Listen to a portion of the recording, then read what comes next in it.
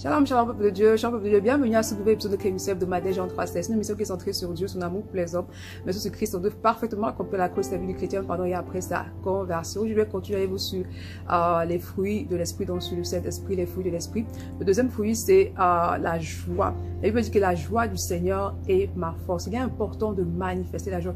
Est-ce que tu manifestes la joie? Il est important de demeurer dans la joie, parce que la joie, c'est un des fruits de l'esprit. Lorsqu'on parle d'une joie ici, c'est pas une joie qui est ébranlable, c'est une joie en fait qui reste stable, c'est une joie qui demeure stable, peu importe les circonstances. Quelle est l'attitude que tu as lorsque tu as les difficultés? Est-ce que ta joie dépend des circonstances qui sont autour de toi, ou est-ce que ta joie puise sa source dans la parole de Dieu? Il est important que ta joie puise sa source dans la parole de Dieu. Il est important que ta joie ait pour base et pour fondement Christ, parce que lorsque tu puises ta joie en l'éternel, lorsque tu puises ta joie en Christ, lorsque c'est l'Esprit de Dieu qui active la joie en toi, alors c'est une joie surnaturelle. Ta joie ne doit pas dépendre des circonstances qui sont autour de toi. Peu importe ta réalité, peu importe ce que tu vois, peu importe ce que tes sens te communiquent, cela ne va pas déterminer si tu es en joie ou pas, mais ta joie doit demeurer, ta joie doit être permanente en tout temps et en toutes circonstances. Pourquoi? Parce que ta joie doit provenir de l'Esprit de Dieu. C'est l'Esprit de Dieu qui active en toi cette joie surnaturelle. On est dans une thématique où on parle du Saint-Esprit, de l'œuvre du Saint-Esprit dans la vie du chrétien. Donc l'Esprit de Dieu est celui qui active cette joie en toi. La joie du Seigneur doit être ta force. C'est une force d'être en joie, parce que la joie est une arme face à l'ennemi. Lorsque l'ennemi fait tout pour t'abattre, lorsqu'il fait tout pour te voler la joie, lorsqu'il fait tout ce que l'ennemi fait, il a pour but en fait de te voler ta joie, de retirer ta joie, de t'empêcher d'être joyeux. Donc tu dois demeurer dans la joie, tu dois avoir pour fondement la joie qui vient de Dieu, qui a sa source dans la parole de Dieu. Donc il est important que tu demeures dans la parole de Dieu, il est important que tu te nourrisses de la parole de Dieu, il est important que tu grandisses dans la parole de Dieu. Pourquoi? Parce que c'est la parole de Dieu qui active en toi cette joie surnaturelle. C'est la parole de Dieu qui te permet justement de manifester une joie que ni les circonstances, ni la tempête, rien ne peut ébranler. Est-ce que la joie du Seigneur est ta force? Est-ce que ta vie, est-ce que lorsque tu es joyeux, c'est parce que tout va bien dans ta vie, ou parce que tu as l'impression que tout va bien? Ta joie ne doit pas dépendre de ta réalité, ta joie doit dépendre de la vérité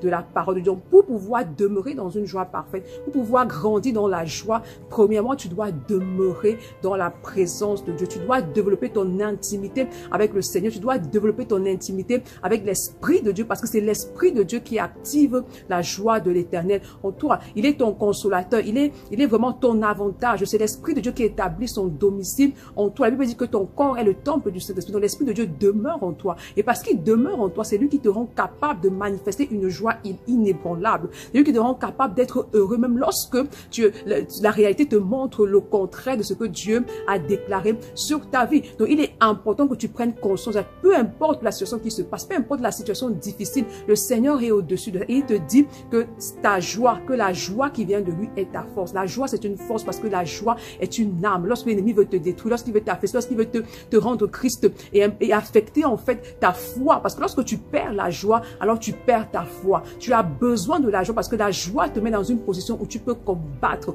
où tu as l'assurance que Dieu fera. Donc la joie est également un signe de foi. La joie est également un signe que tu as l'assurance que le Dieu qui est à côté de toi est capable d'intervenir, et ce, peu importe la situation par laquelle tu passes. C'est pourquoi je t'invite à prier maintenant. Peu importe la situation, renonce à tout sentiment de tristesse, de tristesse, tout ce qui n'est pas de Dieu, d'amertume, tout ce qui te vole la joie, renonce, lâche prise. Parce que parfois, certaines personnes ne manifestent pas la joie parce qu'ils veulent garder le contrôle de certaines situations, parce qu'ils veulent avoir le contrôle. Du coup, ça lève, ils réfléchissent et ils perdent leur joie. Mais tu dois laisser le contrôle à Dieu. Tu dois donner à Dieu la seigneurie sur ta vie. Tu dois demander au Seigneur Jésus d'être le Seigneur de ta vie, de prendre le contrôle de toute situation. Décharge-toi à ses pieds. Il a dit en fait dans sa parole que tu dois décharger ton joug sur lui et prendre son joug qui est léger. Donc lorsque tu te décharges sur le Seigneur, tu obtiens le repos en fait, le repos qui est parfait. Et lorsque tu es dans le repos du Seigneur, alors sa joie sera ton partage. Donc dépose tout fardeau, lâche prise, laisse le contrôle au Seigneur Jésus, parce qu'il est le seul capable de gérer toute situation dans ta vie, et saisis la joie qu'il te donne, saisis cette joie qui est parfaite. Demande au Saint-Esprit maintenant d'ôter en toi tout ce qui s'oppose à la manifestation de ta joie. Demande au Saint-Esprit d'ôter en toi tout ce qui t'empêche d'avoir une joie qui est parfaite, d'avoir cette force-là dans la joie, et demande-lui en fait d'établir la joie de Dieu en toi.